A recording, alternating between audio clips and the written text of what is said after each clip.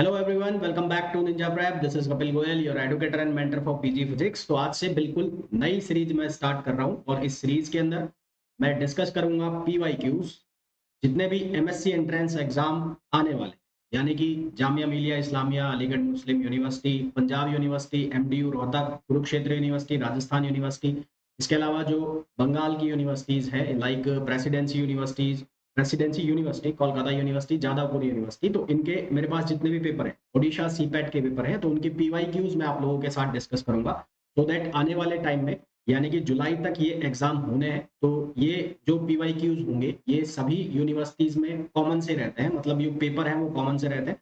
तो ये पीवाईक्यूज हम डिस्कस करेंगे तो उससे आपकी अच्छी खासी प्रिपरेशन हो जाएगी। आज का जो लेक्चर है इसके अंदर मैं मैकेनिक्स के पीवाईक्यूज डिस्कस करूंगा, और ये जो है जेएमआई यानी कि जामिया मिलिया इस्लामिया 2019 और 20 में मैकेनिक्स के आए हुए क्वेश्चन। पहले मैं कवर करूंगा जेएमआई यानी कि जामिया के क्वेश्चन, क्योंकि जामिया का जो एग्जाम होने वाला है वो अप्रैल 27 को टेंटेटिव डेट है उसकी। देन उसके बाद एएम जेएमआई के खत्म होने के बाद मैं एएमयू के डिस्कस करूंगा आप लोगों से। देन फिर जो बाकी पेपर हैं जैसे कि ओडिशा सीपैट और उसके अलावा जो प्रेसिडेंसी यूनिवर्सिटी है, राजस्थान यूनिवर्सिटी है, उनके जो एग्जाम में क्वेश्चंस आए हुए हैं उनको हम डिस्कस करेंगे। तो काफी लंबी चौड़ी सीरीज चलने वाली है। साथ ही साथ जो बच्चे प्रिपेयर कर रहे हैं सीयूईटी पीजी 2025 के लिए या आईआईटी जैम 2025 के लिए, तो उन लोगों के लिए भी ऑब्वियस सी बात है ये जो सीरीज है काफी यूजफुल होने वाली है, क्योंकि क्वेश्चंस इतने सारे हो जाते हैं तो घूम फिर के यही क्वेश्चंस इधर उधर आपको देखने को मिलते हैं। तो जो लोग प्रिपेयर करना चाहते हैं आगे चल के सीयूईटी पीजी 2025 के लिए या आईआईटी जैम 2025 को टारगेट कर रहे हैं, तो उन्हें भी ये सीरीज मेरे हिसाब से देखनी चाहिए, बाद में देखनी चाहिए, क्योंकि एग्जाम ओरिएंटेड क्वेश्चंस है ये, कहीं ना कहीं इतने सारे क्वेश्चन है, इन्हीं में से घुमा फिरा के इधर उधर क्वेश्चन करते रहते हैं। तो चलिए वीडियो को कंटिन्यू करें, उसके पहले अगर आप लोगों ने अभी तक भी चैनल को सब्सक्राइब नहीं किया है तो प्लीज चैनल को सब्सक्राइब कर दीजिए, वीडियो को लाइक कर दीजिए और शेयर जरूर कर दीजिए। चलो भाई, तो क्वेश्चन नंबर फर्स्ट की अगर हम बात करें तो पहला जो है वो जामिया मिलिया 2020 फिजिक्स में मैकेनिक्स में आए हुए क्वेश्चन है। तो शुरू में 20 वाले हम क्वेश्चन डिस्कस करेंगे, देन उसके बाद 19 वाले डिस्कस करेंगे। क्वेश्चन नंबर फर्स्ट जो लिखा है, बड़ा सिंपल सा क्वेश्चन है ये। इसमें लिखा है according to Kepler's second law of planetary motion of the line drawn from the sun to planet sweep equal area in equal interval of time. देखो लॉ क्या है, लॉ ये कहता है कि ये मैंने यहाँ पर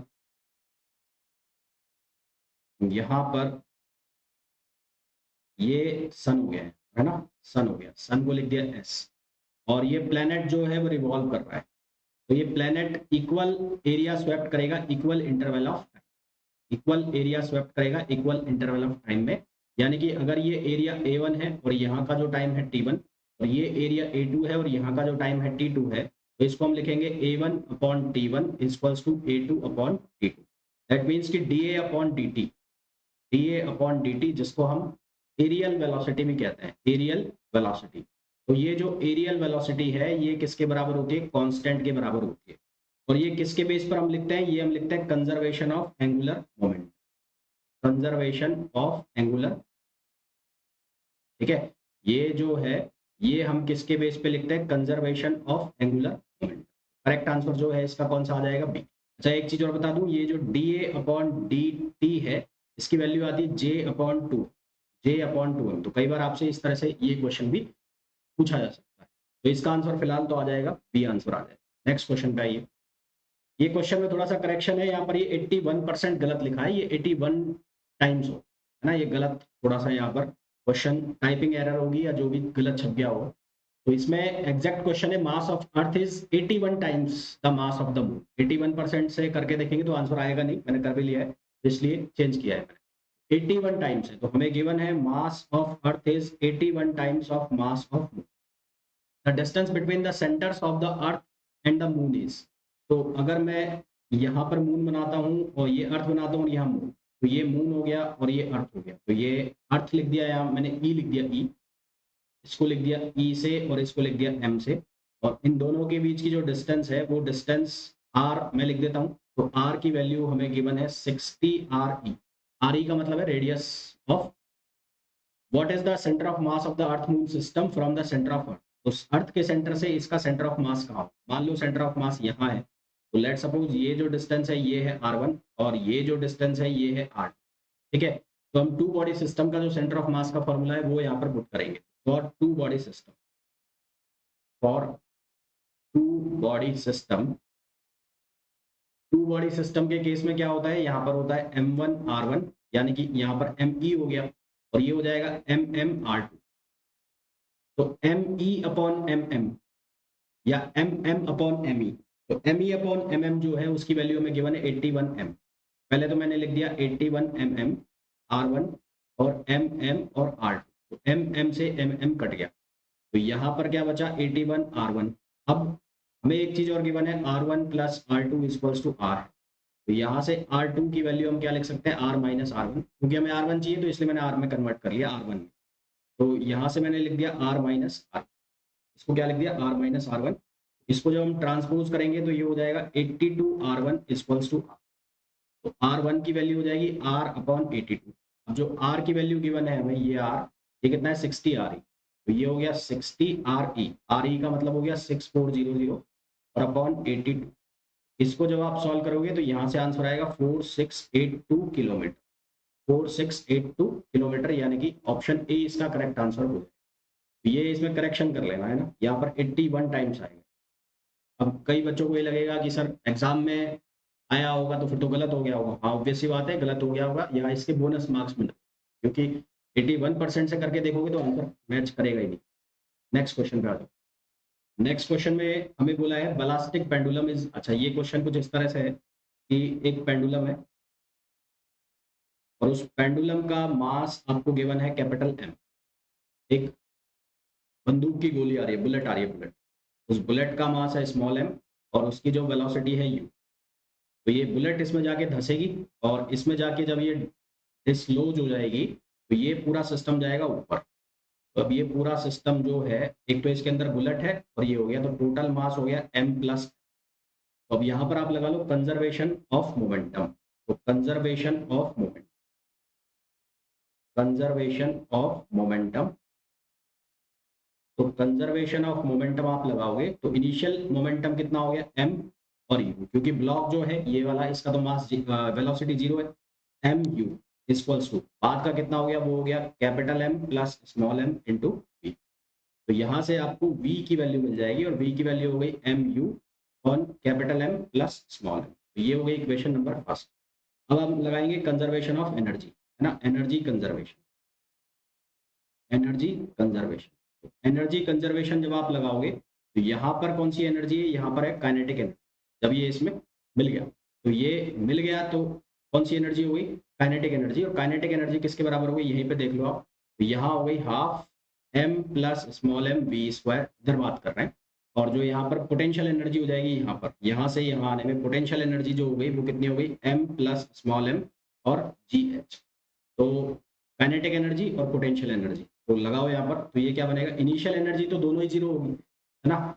तो इनिशियल एनर्जी यहाँ पर जो एनर्जी है वो जीरो है, तो क्या लगाओगे, ये प्लस में जाएगा और ये किस में जाएगा, माइनस में। तो जीरो इक्वल्स टू आएगा half capital M plus small m v square minus आएगा, तो मैं दोनों को बराबर करके लिख रहा हूँ। तो यहाँ पर बनेगा half m plus small m और ये हो गया v square equals to capital M plus small m और ये gh। तो ये कैंसिल हो गया यहाँ से, तो यहाँ से कैंसिल हो गया, तो v स्क्वायर की वैल्यू आ गई कितनी, 2gh, और यानी कि v की वैल्यू कितनी आ गई, अंडर रूट 2gh। अब ये जो v की वैल्यू है यहाँ पर सब्सटीट्यूट कर दो, तो ये v की वैल्यू जब सब्सटीट्यूट करोगे तो आंसर आपके पास जो आएगा वो आएगा 1 plus small m upon capital M under root 2gh, under root 2gh। v की वैल्यू क्या है, mu है, स्मॉल u है ना, तो 1 plus capital M upon small m आएगा, capital M upon small m आएगा, ये बनेगा capital M upon, capital M upon small m वाला कौन सा है, ये फर्स्ट ऑप्शन है इसका, तो करेक्ट आंसर इसका first, capital M upon small under root 2gh। तो ये हमारे पास u के आंसर हो, ये करेक्ट आंसर हो, ठीक है। नेक्स्ट क्वेश्चन पे, नेक्स्ट क्वेश्चन पर चले उससे पहले आप लोगों के लिए इंपॉर्टेंट इन्फॉर्मेशन, जो भी प्रिपेयर कर रहा है जामिया मिलिया इस्लामिया के लिए या अलीगढ़ मुस्लिम यूनिवर्सिटी के लिए या ऐसी ही किसी जो प्रीमियर स्टेट यूनिवर्सिटी है लाइक पंजाब यूनिवर्सिटी या बंगाल की जो यूनिवर्सिटीज है, राजस्थान यूनिवर्सिटीज है, कुरुक्षेत्र है, तो उनके लिए वो प्रिपेयर अगर कर रहे हैं तो अभ्यास 2.0 जो बैच है वो चल रहा है, जिसमें आपको जो एडवांस टॉपिक्स हैं वो भी कवर कराए जा रहे हैं। इसके साथ-साथ जो अभ्यास के जितने भी मैंने जो क्वेश्चंस प्रोवाइड कराए थे वो आपको मिलेंगे ही मिलेंगे। एडवांस के क्वेश्चंस भी आपको मिलने वाले हैं। इसके अलावा और भी क्वेश्चंस आपको मिलने वाले हैं इस बैच में। टेस्ट सीरीज भी अलग से आपको प्रोवाइड होगी अकॉर्डिंग टू ये जो एग्जाम्स होते हैं इनके पैटर्न के अकॉर्डिंग। इस बैच की जो प्राइस रहेगी वो रहेगी 1700 रुपीज, 1700 रुपए। और जो ओल्ड स्टूडेंट है जिन्होंने कोई भी कोर्स परचेज किया हुआ था, लाइक जो अभ्यास में था, जो क्रैश कोर्स में था, या जो सीयूईटी पीजी के कोर्स में था, तो उन लोगों के लिए बैच की जो फी रहेगी वो 400 रुपीज। टेस्ट सीरीज वाले बच्चे जो हैं उनके लिए कोई कंसेशन इसमें नहीं रहेगा। ठीक है, नेक्स्ट क्वेश्चन पे आते हैं। नेक्स्ट क्वेश्चन, इस क्वेश्चन में गड़बड़ लग रही है इसलिए मैंने इसको सॉल्व नहीं किया। Question number 5, a body is constrained to move on the inner surface of the sphere. अब एक बॉडी है कि इनर सरफेस पर, स्फीयर है ये, और इसकी इनर सरफेस के ऊपर कोई बॉडी मूव कर, स्फीयर के जो कोऑर्डिनेट्स हैं वो हो गए आर, थीटा और फाई। आर, थीटा और फाई। अब इसमें से जो आर कोऑर्डिनेट है वो फिक्स हो गया, क्योंकि जो रेडियस है वो हमेशा फिक्स रहेगी। तो ये आर जो है वो कंस्ट्रेंट का काम हो गया, क्योंकि बॉडी जो है वो सरफेस पर रोल करेगी तो आर हमेशा फिक्स रहेगा। तो अब आपके पास दो चीजें हैं जिनसे आप इसको क्या कर सकते हो, इसकी जो मोशन है उसको स्पेसिफाई कर सकते हो या सिस्टम को कॉन्फ़िगर कर सकते हो। एक तो थीटा एंगल है और एक फाई एंगल। तो मैंने आपको ये बताया था एक होलोनोमिक सिस्टम के लिए नंबर ऑफ कंस्ट्रेंट्स बराबर होते हैं, नंबर ऑफ जो जनरलाइज्ड कोऑर्डिनेट्स हैं वो बराबर होते हैं डिग्री ऑफ फ्रीडम के। तो जनरलाइज्ड कोऑर्डिनेट्स कौन-कौन से हुए, थीटा और फाई, तो डिग्री ऑफ फ्रीडम भी यहाँ पर कितने हो जाएंगे, 2 हो जाएंगे। इसके अलावा आप इसको ऐसे भी कर सकते हो, जो मैंने आपको फॉर्मूला बताया था 3n - k वाला। तो n की वैल्यू हो गई 1 और कंस्ट्रेंट हो गया एक रेडियस, तो -1, तो यहाँ से भी आंसर कितना आ जाएगा, 2 आ जाएगा। करेक्ट आंसर इसका कितना आ जाएगा, 2। नेक्स्ट क्वेश्चन में हमें बोला है the moment of inertia of uniform spherical shell. Uniform spherical shell का जो सीजी है, सीजी के अबाउट जो मोमेंट ऑफ इनर्शिया होता है वो होता है 2/3 mr²। आपको पूछा है इसके टेंजेंट के अबाउट। तो ये जो डिस्टेंस है इसको आपने लिखा r, तो यहाँ पर आप लगा दो पैरेलल एक्सिस थ्योरम। तो इसको अगर मैं लिख दूं ए बी, तो आई ए बी की वैल्यू कितनी हो गई, वो हो जाएगी 2/3 mr² प्लस mr²। तो यहाँ से इसको सिंप्लीफाई करेंगे तो ये हो जाएगा 5mr²/3। तो करेक्ट आंसर हमारे पास क्या आ जाएगा, इसका बी आ जाएगा। नेक्स्ट क्वेश्चन पे आओ। Homogeneity and isotropy of space. तो होमोजेनिटी ऑफ स्पेस जो होता है वो होता है लीनियर मोमेंटम का, और जो आइसोट्रॉपी है वो शो करता है किसको, एंगुलर मोमेंटम को। तो यहाँ पर करेक्ट आंसर जो आ जाएगा वो आ जाएगा लीनियर एंड एंगुलर। अगर होमोजेनिटी ऑफ टाइम आता तो उस केस में फिर आप ऑप्शन लगाते एनर्जी और charge. Question number 8।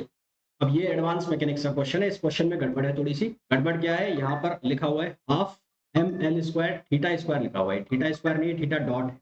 Hamiltonian equation of motion हमें पूछा है। हैमिल्टोनियन जो इक्वेशन है,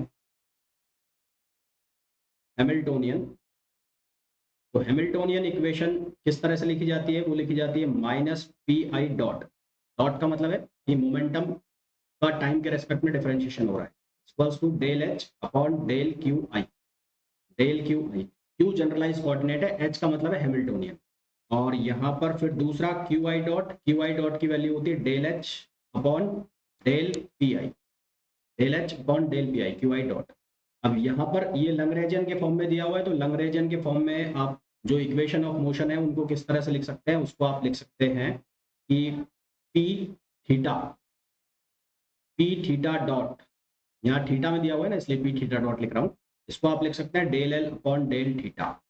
और उसके अलावा सिर्फ पी थीटा की वैल्यू को हम लिख सकते हैं del L upon del theta. तो सबसे पहले आप पी थीटा डॉट निकाल लो। तो इसके लिए आप इसको थीटा डॉट के रेस्पेक्ट में, क्या थीटा के रेस्पेक्ट में क्या कर दो, डिफरेंशिएट कर दो इस पूरी इक्वेशन। इसको थीटा के रेस्पेक्ट में करोगे तो पहली जो टर्म लिखी हुई है वो थीटा डॉट के टर्म में लिखी हुई है, तो इसका मतलब वो जीरो है ना। तो जब आप पी थीटा डॉट निकालोगे तो पहला टर्म तो हो जाएगा जीरो। फिर आप माइनस एमजीएल का को 1 से मल्टीप्लाई करोगे तो वो भी जीरो होना है। माइनस माइनस क्या हो जाएगा, प्लस हो जाएगा। तो MGL cos theta, cos theta का डिफरेंशिएशन होगा माइनस साइन थीटा, तो ये बन जाएगा माइनस एमजीएल और साइन थीटा। तो यहाँ से जो पी थीटा डॉट आएगा उसकी वैल्यू होगी माइनस एमजीएल और sine theta, minus MGL sine theta. Then उसके बाद आप सेकंड टर्म जो है पी थीटा, उसकी हम बात कर ले। तो पी थीटा के लिए आपको इसको डिफरेंशिएट करना है थीटा डॉट के रेस्पेक्ट। सेकंड वाला टर्म तो खत्म, तो थीटा डॉट के रेस्पेक्ट में डिफरेंशिएट करोगे तो ये क्या बनेगा, ये बनेगा एम एल स्क्वायर, ये 2 से 2 कैंसिल होगा तो ये बनेगा थीटा डॉट। तो यहाँ से आप थीटा डॉट की वैल्यू निकालो, थीटा डॉट कितना हो जाएगा, p theta upon m l square. तो यहाँ से क्या बनेगा, ये बनेगा p theta upon m l square. इसका करेक्ट आंसर जो आ जाएगा वो आ जाएगा सी। तो करेक्ट ऑप्शन जो है इसका आ जाएगा वो आ जाएगा सी ऑप्शन, इसका करेक्ट आंसर आ जाएगा। नेक्स्ट क्वेश्चन पे आइए। The mechanical state of classical system, किसी भी क्लासिकल सिस्टम की जो मैकेनिकल स्टेट है वो उसके कोऑर्डिनेट से और उसके मोमेंटम से स्पेसिफाई की जाती है। तो एक क्लासिकल सिस्टम है तो जनरलाइज कोऑर्डिनेट और जनरलाइज कैनोनिकल मोमेंटम, यानी कि करेक्ट आंसर जो है वो इसका हो जाएगा C. Solid sphere rolls down two different inclined plane of the same height but different angle of inclination, यानी कि कुछ इस तरह से बोला गया है। दो इंक्लाइंड प्लेन मैंने बना दिए और दोनों केस में उनके जो एंगल्स है वो अलग अलग। इस केस में मैंने बोल दिया थीटा 1 और इस केस में मैंने बोल दिया थीटा 2, पर दोनों ही केस में जो हाइट है वो सेम, ये भी h है और ये हाइट भी h है, दोनों ही केस में हाइट जो है वो सेम। तो हमें ये बोला है कि in case each case the ball will reach the bottom. तो इसके लिए फॉर्मूला जो होता है वो याद रखना आप, ये डेरिवेशन से आती हैं चीजें, 2gh अपॉन 1 प्लस के स्क्वायर अपॉन आर स्क्वायर। जो के स्क्वायर अपॉन आर स्क्वायर है, क्योंकि सॉलिड स्फीयर तो दोनों केस में सेम है, इंक्लाइनेशन का कोई चक्कर ही नहीं आ रहा है यहाँ पर। तो इंक्लाइनेशन का कोई चक्कर नहीं आ रहा तो दोनों ही केस में k square upon r square same रहेगा। इसका मतलब जो v1 और v2 है वो क्या होंगे, इक्वल होंगे। v1 और v2 इक्वल होंगे तो इसका सही आंसर आ जाएगा, दोनों ही केस में ये किस में पहुंचेगा, सेम स्पीड के अंदर पहुंचेगा। नेक्स्ट क्वेश्चन पे आइए। अच्छा, टाइम का फॉर्मूला भी बता देता हूँ। टाइम का जो फॉर्मूला होता है वो होता है 2s 1 प्लस के स्क्वायर अपॉन आर स्क्वायर। के का मतलब होता है radius of gyration upon g sine theta. अब इसको सॉल्व करने के लिए हमें वैल्यू चाहिए एस की। एस मतलब जो लेंथ ऑफ इंक्लाइनेशन है वो। तो यहाँ से टाइम की कैलकुलेशन के लिए हमें एस चाहिएगा। तो एस दोनों केस में अलग अलग बनेगा नहीं बनेगा वो हमें गिवन नहीं है, तो हमारे पास जो करेक्ट आंसर आ जाएगा वो आ जाएगा with the same speed. Next question में बोला गया है two bodies have their moment of inertia. दो बॉडी है, उनके मोमेंट ऑफ इनर्शिया रखे I1 and 2I respectively about their axis of rotation if their kinetic energy are same। kinetic energy same है यानी कि ke1 और ये किसके इक्वल है, ke2 के। तो ये हो जाएगा half I1 omega 1 square equals to half I2 omega 2 square. तो I 1/2 और 1/2 कैंसिल हो गया, I1 की वैल्यू I और ये ओमेगा 1 स्क्वायर और ये हो गया 2I और ये हो गया ओमेगा 2 स्क्वायर। तो यहाँ से आप निकाल लो ओमेगा 1 अपॉन ओमेगा 2 की वैल्यू, वो हो जाएगी अंडर रूट। क्लियर। अब उसके बाद हमें पूछा है एंगुलर मोमेंटम का ratio. Angular momentum J1 upon J2, इसको हम लिख सकते हैं I1 omega 1 upon I2 omega 2। I1 की वैल्यू है I और I2 की वैल्यू है 2I और ओमेगा 1 अपॉन ओमेगा 2 हो गया अंडर रूट 2। तो यहाँ I से I कैंसिल हो गया तो इसको सॉल्व करेंगे तो आंसर आ जाएगा 1 अपॉन रूट 2, जो कि ऑप्शन हो जाएगा डी। तो इसका जो करेक्ट आंसर आ जाएगा वो आ जाएगा डी। जिन बच्चों को CUET PG 2025 एग्जाम की प्रिपरेशन करनी है तो उन लोगों के लिए मंजिल बैच स्टार्ट हो रहा है, जो कि स्टार्ट हो रहा है 30th ऑफ मार्च से। 30th ऑफ मार्च से ये बैच स्टार्ट हो रहा है। इस बैच में इस बार जो प्रिपरेशन है वो इस बार के पैटर्न को ध्यान में रखते हुए और इसके पिछली बार वाले पैटर्न को ध्यान में रखते हुए, यानी कि आपको 11th-12th की जो फिजिक्स है उसके जो बेसिक्स टॉपिक्स हैं वो भी कवर कराए जाएंगे ताकि आपकी प्रिपरेशन बहुत अच्छे से हो सके। तो इसलिए ये जो बैच है ये मैंने IIT जैम के साथ मर्ज नहीं किया है। IIT जैम का अलग बैच है, CUET PG का अलग बैच है, क्योंकि CUET PG में क्वेश्चन जो है आपको 11th-12th लेवल का जो फिजिक्स है वहां से भी पूछ लिए जाते हैं, तो वो भी कवर करना पड़ेगा, जो कि IIT जैम में तो एटलीस्ट नहीं आता है। बेसिक आते हैं पर इतना बहुत बेसिक जो CUET PG में चला जाता है उस तरह के क्वेश्चन मिक्स करके पूछना वो IIT जैम में नहीं होता है, इसलिए बैच अलग है। तो 30th ऑफ मार्च से ये बैच स्टार्ट हो रहा है। लाइव क्लासेस रहेंगी, DPP जो रहेंगे वो टेस्ट फॉर्म में रहेंगे। इस बार के जो आपको अभ्यास के अंदर क्वेश्चंस कराए गए थे वो भी इस बैच में आपको मिलने वाले, जो 1000 प्लस क्वेश्चंस है। एडिशनल क्वेश्चंस भी ऐड होते रहते हैं तो वो भी आपको मिलेंगे। क्लास नोट्स PDF फॉर्म में आप ऐप के अंदर डाउनलोड कर सकते हैं। पहले वो फीचर्स में थोड़ी सी प्रॉब्लम थी, अब वो फीचर भी एनेबल हो गया है तो आप डाउनलोड कर सकते हैं। डाउट सपोर्ट आपको रहेगा। ये जो क्लासेस हैं ये मंडे टू फ्राइडे हुआ करेंगी। सैटरडे और संडे जो है वो डाउट के लिए रहेगा, यानी कि किसी को कोई डाउट है तो एक पर्टिकुलर टाइमिंग हुआ उसमें आप अपने डाउट्स डिस्कस कर सकते हैं। अभी जो ये बैच स्टार्ट होने वाला है तो इसकी जो प्राइस है लिमिटेड टाइम के लिए रिड्यूस करके 4,500 रुपीज कर दी गई है, जो कि 6,000 थी, इसको 45 रुपए किया है लिमिटेड टाइम के लिए। बाद में वापस से 6,000 रुपए का हो जाएगा। तो जिनको भी ये बैच ज्वाइन करना है तो वो ज्वाइन कर सकते हैं। इसके रजिस्ट्रेशन अभी कल से स्टार्ट हो जाएंगे। अभी ये बैच फॉर्म हो जाएगा, कंस्ट्रक्ट हो जाएगा आज, तो कल से आप इस बैच को रजिस्टर कर सकते हैं। और जो क्लासेस है वो 30th ऑफ मार्च से स्टार्ट होंगे। बैच आपको मिलेगा Ninja Prep by Kapil sir app के ऊपर। नेक्स्ट क्वेश्चन पे आइए। नेक्स्ट क्वेश्चन में बोला है the moment of inertia of solid cylinder of mass m and radius r about the axis of symmetry. तो moment of inertia of solid cylinder है, और ये हो गया solid cylinder of mass m and radius r about the axis of symmetry. तो सीधा सा answer आ गया 2/5 mr²। सॉलिड सिलेंडर के लिए कितना आंसर होता है 2/5। नेक्स्ट, फॉर इलास्टिक कॉलिजन जो होती है उसमें इलास्टिक कॉलिजन के अंदर काइनेटिक एनर्जी भी कंजर्व होती है, काइनेटिक एनर्जी कंजर्व, और साथ ही साथ जो मोमेंटम है वो भी कंजर्व होता है, मोमेंटम इज कंजर्व। तो अगर आपसे बात की जाए इलास्टिक कॉलिजन की, तो इलास्टिक कॉलिजन में दोनों कंजर्व होते हैं, काइनेटिक एनर्जी भी। और इस क्वेश्चन में बोला है an object A of mass 10 kg travelling at 2 metre per second collides elastically with an object B of mass 2 kg। इसके लिए आप फॉर्मूला मैंने आपको बताया हुआ है पहले। तो V1 यानी कि after collision V1 equals to M1 minus EM2 upon M1 plus M2 U1 plus 1 plus E M2 U2 upon M1 plus M2। अब यहाँ पर साफ साफ लिखा है इलास्टिक कॉलिजन है, तो इलास्टिक कॉलिजन के लिए E की वैल्यू 1 हो जाती है। E की वैल्यू 1 हो गई, और M1 की वैल्यू हो गई 10, E की वैल्यू 1 हो गई, M2 की वैल्यू कितनी हो गई 2, और M1 प्लस M2 हो गया 12। U1 की जो वैल्यू है वो कितनी है, U1 की वैल्यू है 2 metre per second, 2 metre per second, और ये ऑपोजिट डायरेक्शन में जा रहा है इसलिए यहाँ पर आ जाएगा माइनस। और E की वैल्यू 1 है तो यहाँ हो जाएगा 2, M2 की जो वैल्यू है वो है 2, और U2 की जो वैल्यू है वो है 4, और नीचे हो जाएगा 12। तो यहाँ आ जाएगा 12, ये बनेगा 10 माइनस 2 8, 8 दूनी 16, यहाँ से हो जाएगा 16 16। तो ये हो गया 16 अपॉन 12, और माइनस 4 दूनी 8 दूनी 16, 16 अपॉन 12, आंसर आ गया 0। तो यानी कि V1 की वैल्यू तो 0 आ गई, दैट मीन्स कि ऑप्शन ए करेक्ट है। बाकी सेकंड का आप कैसे निकालोगे, सेकंड के लिए आप फॉर्मूला लिखोगे V2 की वैल्यू आप लिखोगे M2 minus EM1, M2 minus EM1 upon M1 plus M2 U2 plus 1 plus E M1 U1, 1 plus E M1 U1 upon M1 plus M2। तो इसको सॉल्व करोगे तो डेफिनेटली V2 की जो वैल्यू आएगी वो आएगी 6 मीटर पर सेकंड।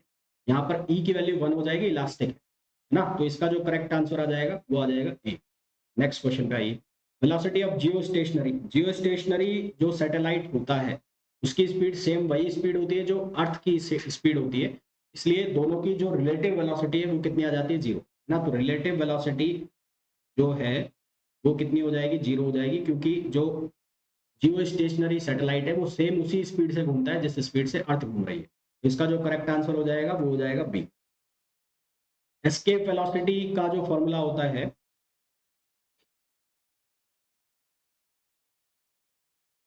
उसको हम लिखते हैं वीई से, और वीई बराबर है 2gr, और या इसको आप लिख सकते हो under root 2gm upon r, जहां m है मास ऑफ अर्थ और r है रेडियस ऑफ। तो ये पहला केस है।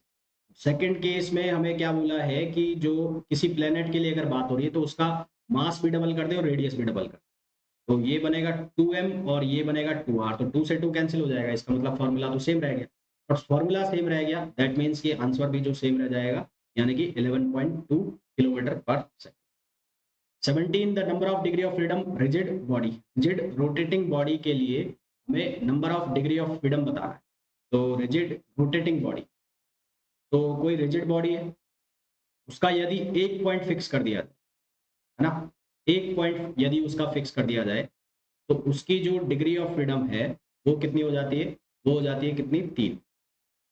अगर ये सिर्फ एक रिजिड बॉडी होती तो रिजिड बॉडी की जो मैक्सिमम जो उसकी डिग्री ऑफ फ्रीडम होती वो होती 6। अब इसमें क्या क्या है कि रिजिड रोटेटिंग बॉडी, रोटेट कर रही है, तो रोटेट करेगी तो इसमें बहुत सारे क्वेश्चंस बन सकते हैं। जैसे कि एक ये क्वेश्चन बन गया कि इसके 2 पॉइंट फिक्स कर दें। 2 पॉइंट फिक्स कर दें तो केवल ये एक ही डायरेक्शन में रोटेट करेगी, तो उस डायरेक्शन में इसकी डिग्री ऑफ फ्रीडम 1 हो जाती है। और जब मैंने इसकी 1 पॉइंट फिक्स कर दिया, तो अब इसकी ट्रांसलेशन मोशन बंद हो गई। ट्रांसलेशन मोशन बंद हो गई तो अब ये क्या करेगी? रोटेट करेगी। या तो ऐसे रोटेट करा लो या इसको ऐसे रोटेट करा लो, यानी कि 1 पॉइंट के अबाउट ये रोटेट कर पाएगी। तो इसकी जो डिग्री ऑफ फ्रीडम है वो कितने हो जाने चाहिए? 3 मेरे हिसाब से। इसको आप चेक भी कर लेना। अब एग्जैक्ट ये क्वेश्चन क्या है ये मैं समझ नहीं पा रहा हूँ। रिजिड बॉडी जो है उसकी तो डिग्री ऑफ फ्रीडम 6 होती है।